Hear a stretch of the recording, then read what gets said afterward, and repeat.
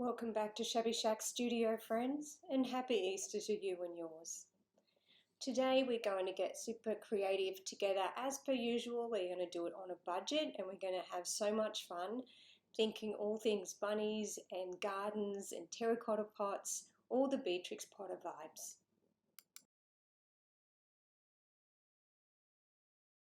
You can see me simply creating my colour palette here on the left, mixing up some Viridian, some lovely Quin rose, all the browns, the yellow ochre, burnt sienna, burnt umber, a little bit of sepia, and outer screen you can't see on the palette, but there is a bit of Paynes grey because I want to change that Viridian to kind of this beautiful kind of muddy duck egg with a little bit more kind of green than blue, if that makes sense, but we're going to use that for the gum boots.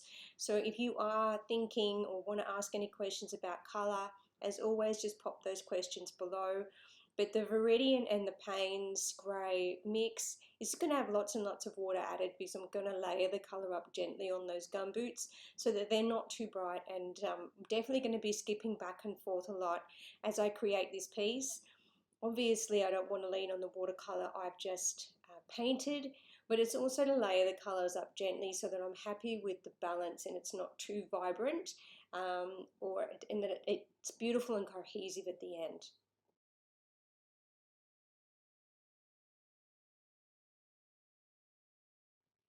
As always, I'll talk you through a little bit of what I'm doing, but this is certainly a piece, it's almost an hour long, this video, so this is certainly a piece that you can watch along and see exactly what I'm doing and how I'm creating it. But again, if there's anything in particular that you're looking to ask or wanting to kind of find out or get an inside information on, not that I consider myself, a total professional. And still, for me, I'm an artist and I'm always learning and always playing and creating in my unique style. So my style generally is quite loose. So this one is a little bit more exacting, but again, I'm just feeling my way. I've got a nice movie on in the background. I'm relaxed. I'm enjoying the space. I'm having fun. So this is edited down from quite a much larger video, and I've kind of tried to miss out the bits that would be boring. But again, this is something that I create live with you. This is not a practice piece that I've done before this. This is the only piece I've created. I'm also thinking of creating a stencil, like a colouring in sheet to share with you guys when I do pieces like this. This was actually the cover for my April Bujo, so my bullet journal. So this is why this one was created and the kind of reasoning behind it and the story behind it. It's Easter time. Here in Australia, it's actually autumn, so it's not quite the springtime vibes, but it's kind of the end of our wet season too. So our gumboots, or wellies as they're known in other parts of the world, we tend to have them out in summer, even though it's stiflingly hot because it's so wet over here. But if it's anything like last winter, we had a very wet winter last winter, so you never know at the moment. The seasons are a little bit crazy. But this is just a piece that the bunnies are very Beatrix Potter, kind of Peter Rabbit inspired. I can just see those little naughty bunnies poking their heads out of the terracotta pots and playing hide and seek. Blooms that I just felt that were just lovely and kind of spilling out of the top of the wellies. This is a piece that's purely come from my imagination. So I'm really feeling my way as I'm creating the character of the bunnies. I love to paint terracotta pots, so there's quite a lot of detail as I paint those as well. I love capturing that kind of dirty in the garden imperfection of the terracotta pots. So I hope that that comes across to you as well. But I will put on some background music for a lot of this as well, because an hour of me talking would bore you to tears.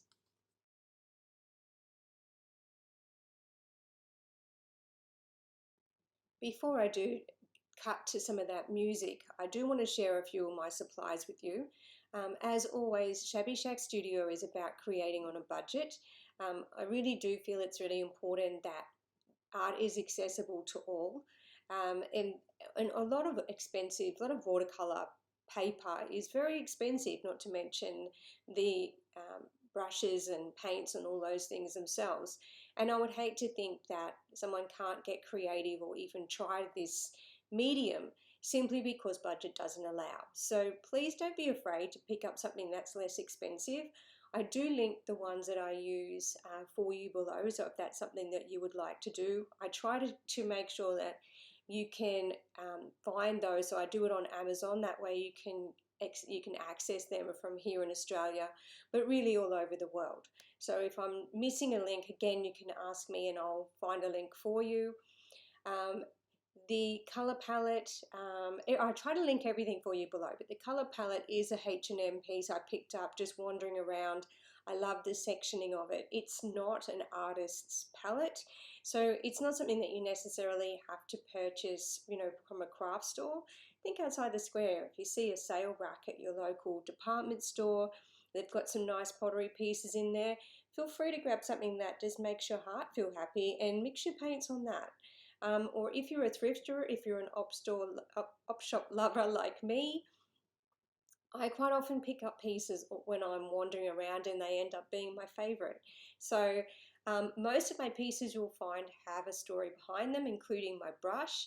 And you will notice on this brush that it has a nice big fat belly which holds a lot of paint when I want it to. So if I'm doing a wash up the gum boot or the welly like you can see me do. But it also has this beautiful super fine tip. So it is a round brush, it is an acrylic.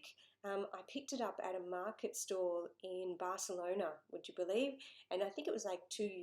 It was super cheap. So it's not something that I necessarily had to go find in a craft store or spend a lot of money on. And I do have other more expensive brushes that I've picked up or been gifted to me. And yet I don't use those ones. They're the ones that aren't my favorite. And this is the one I always paint with. So got 50 odd videos now on the channel. Please hit subscribe if you like what you see and support the channel. We're still new, but with 50 odd videos, I swear I've used this brush for everything just about. So, and we do get creative together. So it's not just watercolor, it's journaling, it's creative renovations for my home. So some pieces are with acrylic paints. I've done some card tutorials.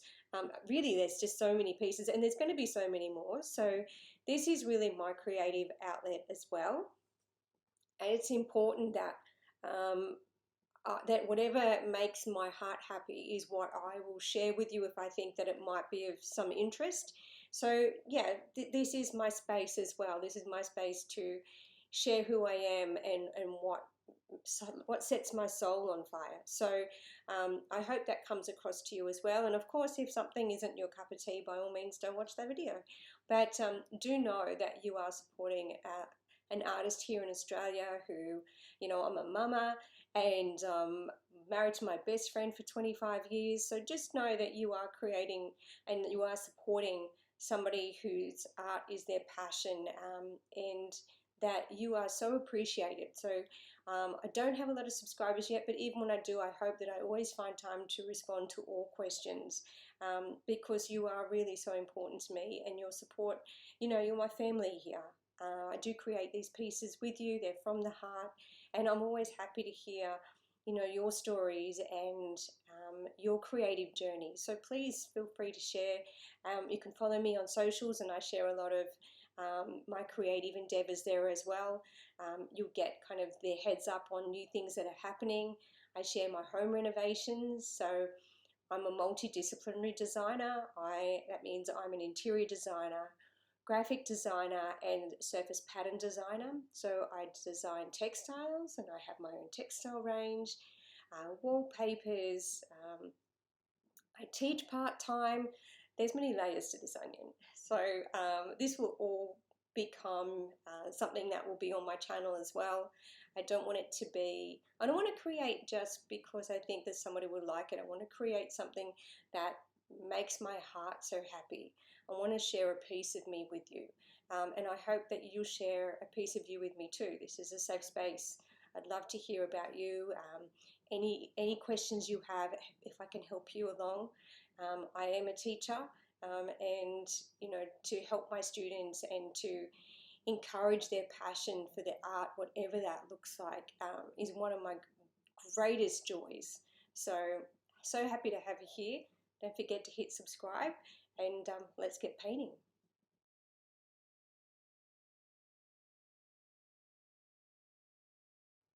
Okay, so this paper is one of my favorites, and you'll see this, you'll see me paint on this time and time again across all those videos that I mentioned earlier. I can't believe I've done 50 now. Wow, it's 51, this will be 52. Go me. So this paper is a 190 GSM, so it's lovely and thick. It's an A5 pad. It has this nice perforated top, which I love, so it makes it easy to tear my artwork out. I did trim this one slightly because it went into my journal, and I actually did add ink to the end of this. So once I had finished this video, and you won't see the ink part in this video today because this is my watercolor version. If you are interested in seeing that I inked some of the edges and that I added some additional blooms and really filled it out with just some pen and ink, which was just lovely. It just created another dimension, but I did that for my journal. So I will link that for you below in case you're interested in having a look at, so that journal video actually shows kind of a very short abridged version of me painting it, and then it shows me inking it and adding the additional details for my journal. But I will link that for you below in case you're interested.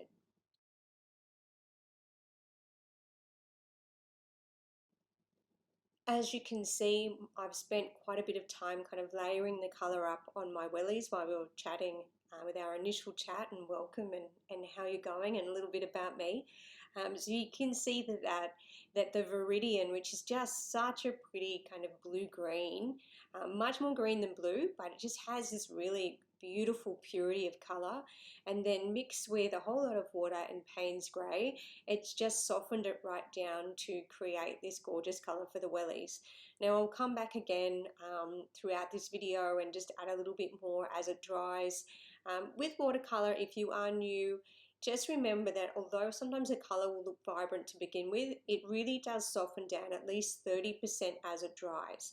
So just keep in mind that something that may look a little bit vibrant when I'm first layering the colour on, you will see that it softens quite dramatically and then it can look a bit flat. So it's important to come back wet on dry. So once the paint is dry, you'll be coming back in with wet paint and your wet brush and layering additional colour on.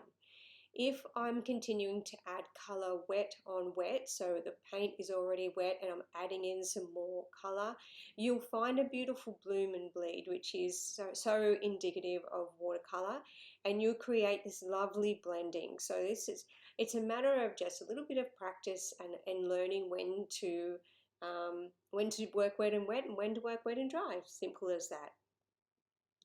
The wet on dry is wonderful to use and come in a little bit later to add a little bit of punch, a little bit of extra colour, because the colour will sit on the top better and not blend away. So just to keep that in mind. This is something, like I said, I created this piece actually over quite a few hours, and it's wonderful to come back in with fresh eyes or let it dry for a little bit, go away and do something else and then come back in.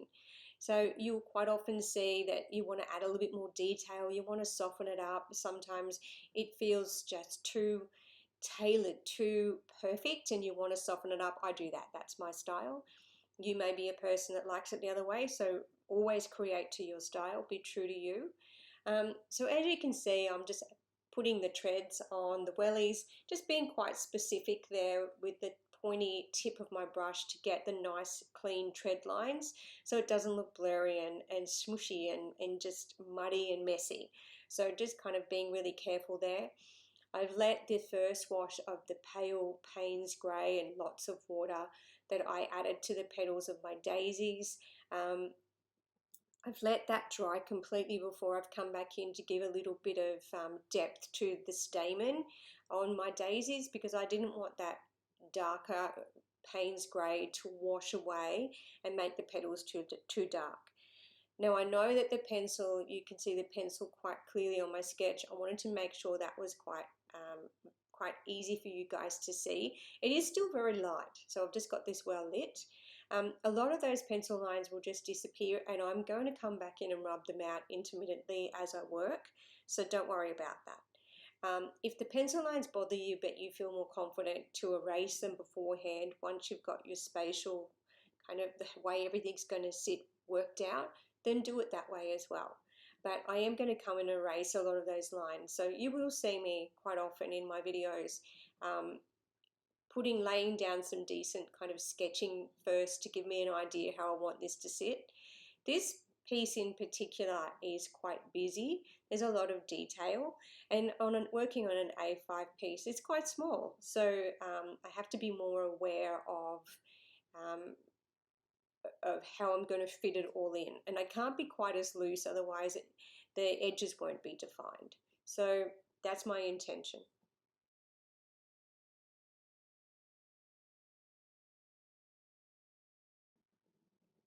Okay, so I'm just adding in the first layer of colour on my tulips. I've moved away from my daisies for now. I'm just popping in. This is mostly just the colour that I'm looking at now is the quinacridone rose, but a little bit of the yellow ochre has blended in. You can see that on the colour palette. So it just gives kind of a coral look, which I love. I do have my half pans, as you can see, one there at the top of the screen.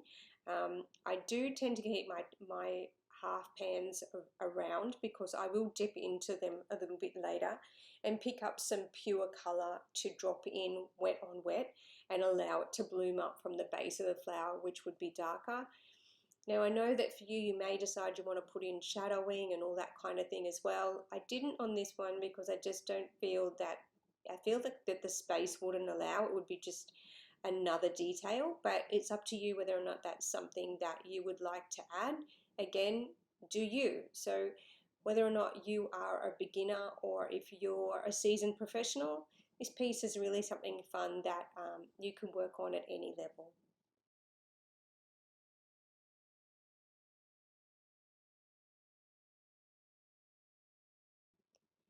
You can see that before I let the paint dry fully on my tulips that I do come back in with some of that pure rose, quinacridone rose, and drop that in just at the bottom of all of the stems where the cup of the tulip would actually curve under and meet the stem. So that's where it would be in shadow and be darker.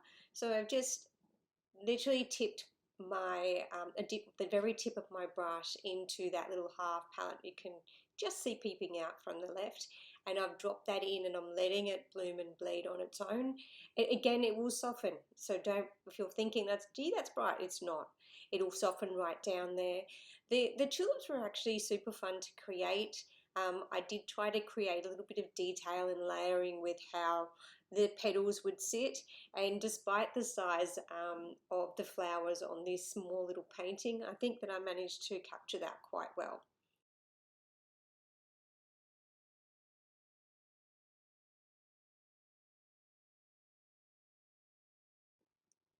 Now that the initial layering of colour on my wellies has dried completely, making sure it's dried completely, I've come back in and I'm starting to have a play with my leaves because I do want this sweet vibrant green on the little ivy leaves or whatever you want to call them, because they are really just little haphazard leaves.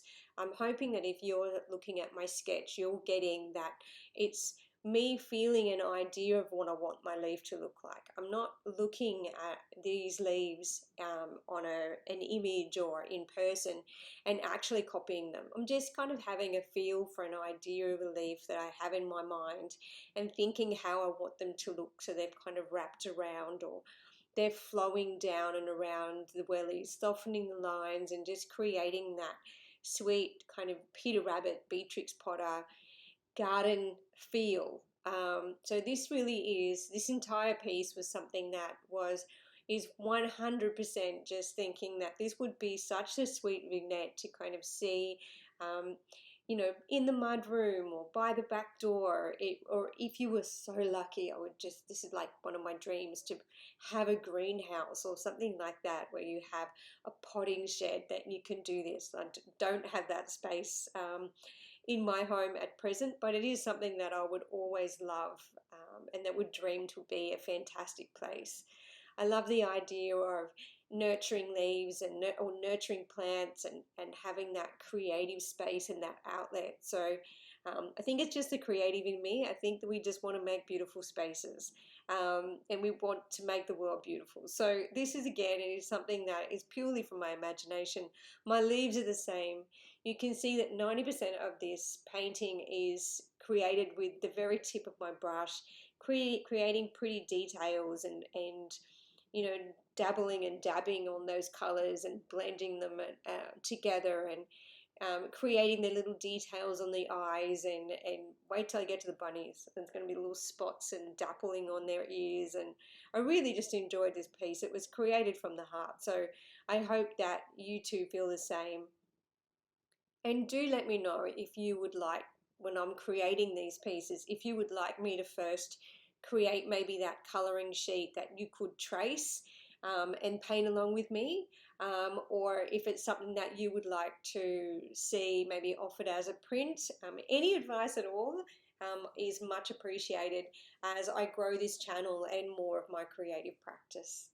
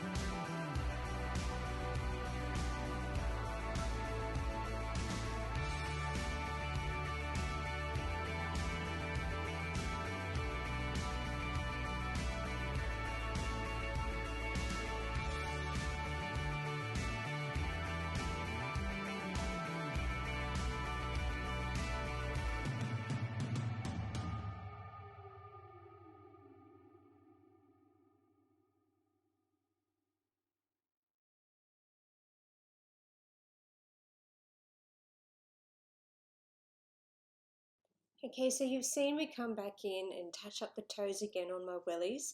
Now I did use a little bit of Paynes grey for that one, just to make my toes a little bit scuffed. Nothing worse than a pair of wellies, no matter how pretty or green they are. They're too perfect. Come on, they're meant to be in the garden getting busy. So I did scuff up the toes a little bit and the heel. I added a little bit more depth to the tread, and you can already see that that has softened again as it's dried. And I'm coming back in now with the quinacridone rose in the purest form, so straight out of the pan, with just a little bit of water on the tip of the brush there, and I'm just adding a little bit more depth and just some kind of definition through the petals. So on my tulips here. So again, if you're thinking about how you're sketching these, a tulip is just virtually a U, a capital U, and then you're just adding in some petals, so from one side to the other, and then how they're overlapping, and remembering that your tulip may be tightly closed at the top or opening partially as well. Again, you don't have to overthink it. You can see that I've added each of mine a little bit different. The imperfection of flowers make them such a joy to paint and create. And just remember that you've really, like, it's like when you look at the sky sometimes and you look at the clouds and you think, if I painted that, no one would believe it was real. This is exactly the same thing. The bunnies, again, the shape of them is so simple. I've just popped their eyes there at the side of their head. I'm going to give them some little more defined eyelashes soon. A cute little bunny nose. And then I'm going to come in and add a whole lot of dappling and shading on there to define their faces and their whiskers and that kind of thing as well. So really it was such a joy to create these cute little bunnies and to give them expressions. And again, the leaves as well. I forgot to mention, I actually came back in with sap green on these. It's my favorite color. You'll see me using that one a lot. So I actually used some sap green in its purest form directly out of the pan. You can see at the top of your screen. And then I quite often add a brown. So I'll add a sepia or a burnt umber to when they're wet on wet, and just allow some of that muddiness to blend through, because your leaves generally they're just not a pure green. They do have the color of the stem. They've aged, they've had too much water, they've had not enough, they've had sun. All the effects of nature have happened to your leaf, so it just makes them look a little bit more real. And you'll see me do that a lot. So if you're looking for videos of trees and things like that, I have videos just of those, so you can go and have a look. My Christmas video of a Christmas tree was just super popular, so thank you again anybody who found me through that video. But I actually have a few more trees that will be coming soon. And the leaves were just such a joy to create. So thinking of the gentle drape of a tulip leaf, as well as that little ivy, and then each of my leaves being a little bit different and unique to the flower that I think that I'm using or I'm creating. Again, purely from my imagination, so not perfect, not copied from anything else.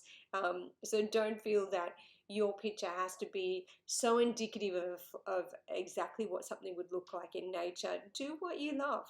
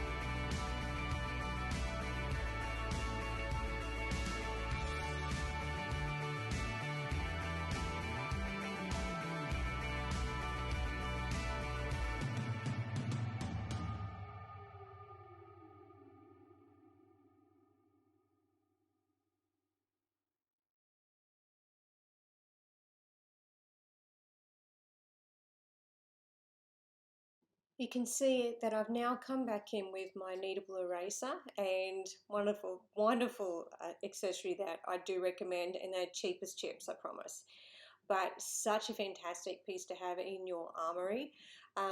You can then, knead them into a shape so that you can remove any lines that you don't want on your sketch, but keep all the ones that you do. So I still wanted my cute little bunnies to be there. I wanted the shape of my pots there, even a little bit of a roughing on the ground and how it's going to sit, what everything's sitting on.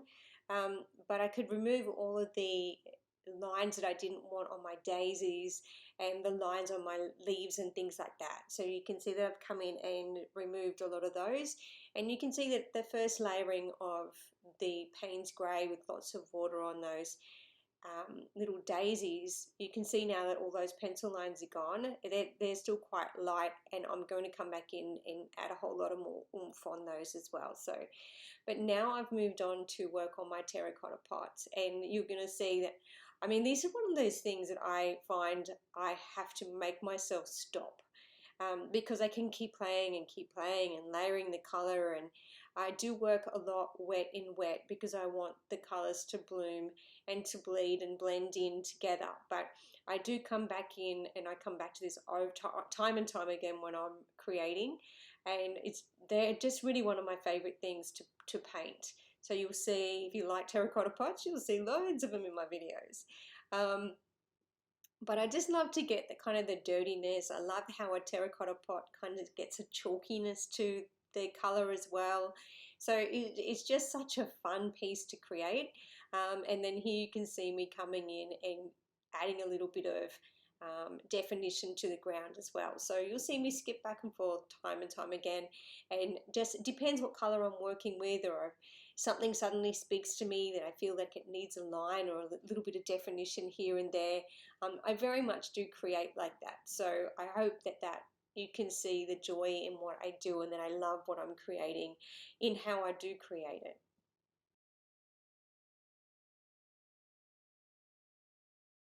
Once again, I will link all of the supplies for you below, but because I'm working here with the terracotta pots and then with my bunnies, just a reminder that the colours that I'm using most here are the burnt sienna, the burnt umber, the sepia, and then I'm just letting them all bloom together. So you could see when I initially mixed my palette, I don't get, precious that the colours mix together.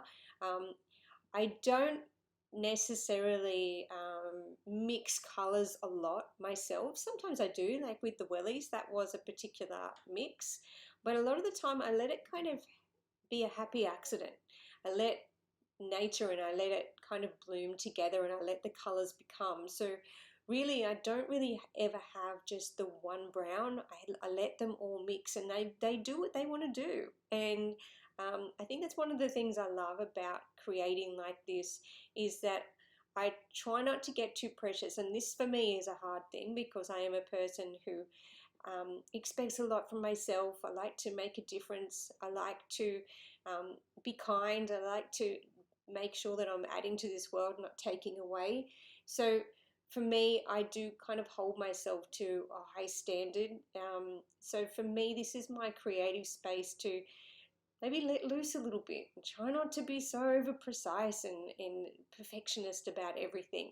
And which is why I guess maybe I create quite loosely and with the tip of my brush. I let myself feel it and not think it. So I hope you do the same, and I hope you can see that in what I create.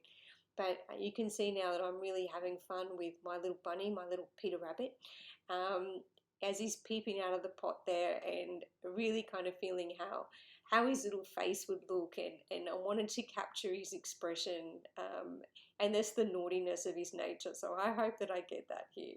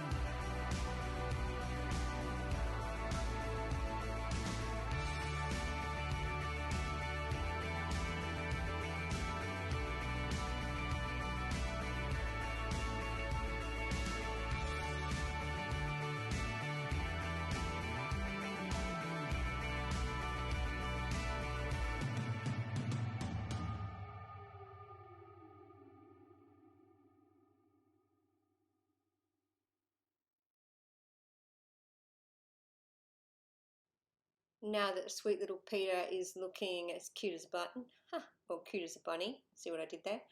And he's got little freckles on his face, and you can see that I kept coming back to him over and over again because I didn't want to add too much colour and then him lose his personality. So I was kind of letting it dry and coming back in and letting some of that wet on wet or barely wet with adding in a little bit of colour, and then I wanted to keep the shape around his eyes and his sweet little face.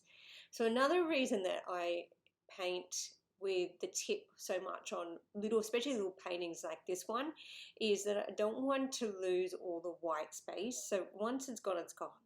So I want to keep some of that white space in there too, or at least the lighter space, to create those shadows and the moodiness and the personality. So even if I have painted over a lot of the white in a lot of cases, at the end of it, I've still got some really soft washes in there as well, and then I've come back in and add a little bit more. So I decided to come back in with my daisies. I found it really, it's very difficult when I'm painting white flowers, which I really actually enjoy painting. But when they're on a very tiny scale, it's hard to get shading so you can see where the petal is, but still have detail that shows the white. So I decided to kind of bring in a warmth for autumn and for my daisies, so they could be a little chamomile flower, I guess, or they could be a daisy, they could be, you know, virtually anything at all. Again, painting from my imagination here, not getting overly concerned that it's perfect. Okay, and then I'm moving on to my second terracotta pot, and wanting it to have its own personality as well. So I'm really happy how this one came out in the end. So spoiler alert, but I'm working on this one very much like I did the one before, really gently adding in colour and feeling how I think it should look, not overthinking it and not just throwing a whole lot of colour in so it's a brown blob. So very much the trick for me to watercolour is coming in gently and layering it up slowly, and to that way that it's got personality. Okay, and then coming in periodically with my kneadable eraser, and obviously waiting till everything has dried really well before you do that, because you're going to regret it else. But removing any lines and making sure that it's quite clean, and there's enough white space in there as well before I come back in and add, like this one, adding in a little bit more of the coral and the pink into that tulip, which that one's of course facing us, so you can see more inside it than you can on the ones that are kind of rising to the sun.